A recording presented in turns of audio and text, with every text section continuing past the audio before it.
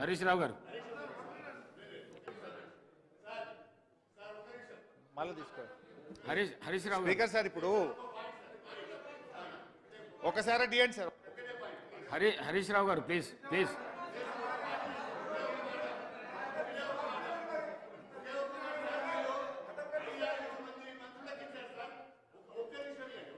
హరీష్ రావు గారు మీరు మాట్లాడిన తర్వాత ఇస్తారు. హరీష్ రావు గారు మాట్లాడండి, మీరు మాట్లాడండి. ఇప్పుడు స్పీకర్ సార్ ఇప్పుడు సార్ ఇప్పటికీ నేను మాట్లాడింది 10 నిమిషాలు, మంత్రులు మాట్లాడింది గంట.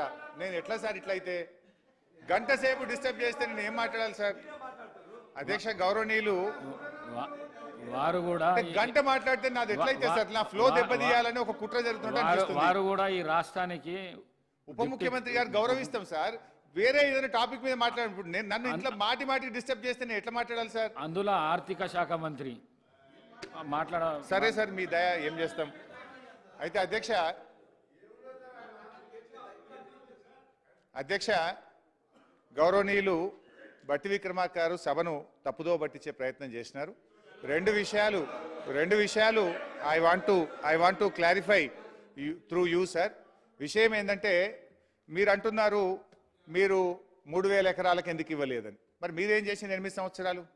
2007 నుంచి 2014 దాకా మహారాష్ట్రలో కాంగ్రెస్ గవర్నమెంట్, ఆంధ్రప్రదేశ్లో కాంగ్రెస్ గవర్నమెంట్, ఢిల్లీలో కాంగ్రెస్ గవర్నమెంట్, 3 చోట్ల కాంగ్రెస్ ప్రభుత్వమే ఉండి కనీసం తమ్మిడిహట్టికి అగ్రిమెంట్ కూడా చేయలేదంటే మీకెంత తెలంగాణ ప్రాంతం మీద మీ పార్టీకి ఏ పార్టీ ప్రేమ ఉందో అర్థమైతలేదా? 8 ఏళ్ళుండి కానీ 3 చోట్ల కాంగ్రెస్ ప్రభుత్వం ఉండి అగ్రిమెంట్ కూడా చేయని మీరు ఇవాళ మమ్మల్ని విమర్శిస్తారా? ఒకటి. రెండోది అధ్యక్ష, ఇది మార్చడానికి 3000 ఎకరాలు కాదు, కేంద్ర ప్రభుత్వం అక్కడ నీళ్లే లేవు ప్రత్యామ్నాయం చూసుకోండి అని సెంట్రల్ వాటర్ కమిషన్ ఇచ్చిన సూచన మేరకే మార్చడం జరిగింది. రెండవది అధ్యక్ష, ఇంకొక లేఖలో మీ యొక్క రిజర్వాయర్ల కెపాసిటీ సరిపోదు పెంచుకోండి అని సిడబ్ల్యూసి సూచిస్తే 14 టీఎంసీల సామర్థ్యం నుంచి 141 టీఎంసీలకు పెంచుకున్నాం. వీటన్ని కారణాల చేత దాన్ని మనం రీఇంజనీరింగ్ చేసుకోవాల్సి వచ్చింది. Now I'm coming to subject. ఎందుకంటే ఇంతసేపు వారికి ఆన్సర్ చేయాల్సి వచ్చింది, ఇంకా డీటెయిల్గా చెప్పాలి కానీ నా టైం పోద్దని చెప్తలేను.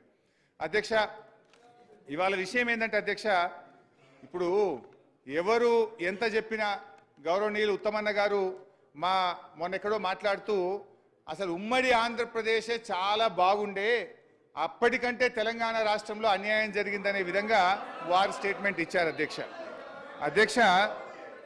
అధ్యక్ష ఇలా ఉమ్మడి ఆంధ్రప్రదేశ్లో మన పరిస్థితి ఏంది అధ్యక్ష? ఆనాటి 10 జిల్లాల తెలంగాణలో 9 జిల్లాలు వెనుకబడిన జిల్లాలని నాటి ప్లానింగ్ కమిషన్ గుర్తించింది. అంటే ఉమ్మడి ఆంధ్రప్రదేశ్లో మీ పాలన అంత గొప్పగుండే. అధ్యక్ష ఇలా ఉమ్మడి ఆంధ్రప్రదేశ్ గురించి అధ్యక్ష వారు నా పేరు తీసుకున్నారు, మళ్ళా అవాస్తవాలు హౌస్ని మిస్లీడ్ చేసే ప్రయత్నం చేస్తున్నారు.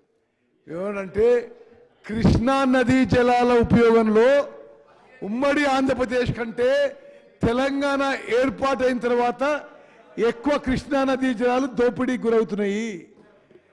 లెక్కలతో సహా ఉమ్మడి ఆంధ్రప్రదేశ్లో పోతిరెడ్డిపాడు కానీ, రాయలసీమ లిఫ్ట్ ఇరిగేషన్ స్కీమ్ కానీ, ముచ్చుమర్రి కానీ ఎట్లా ఎక్కువ నీళ్లు పోతున్నాయో అది నేను ఉదాహరణ చెప్పిన.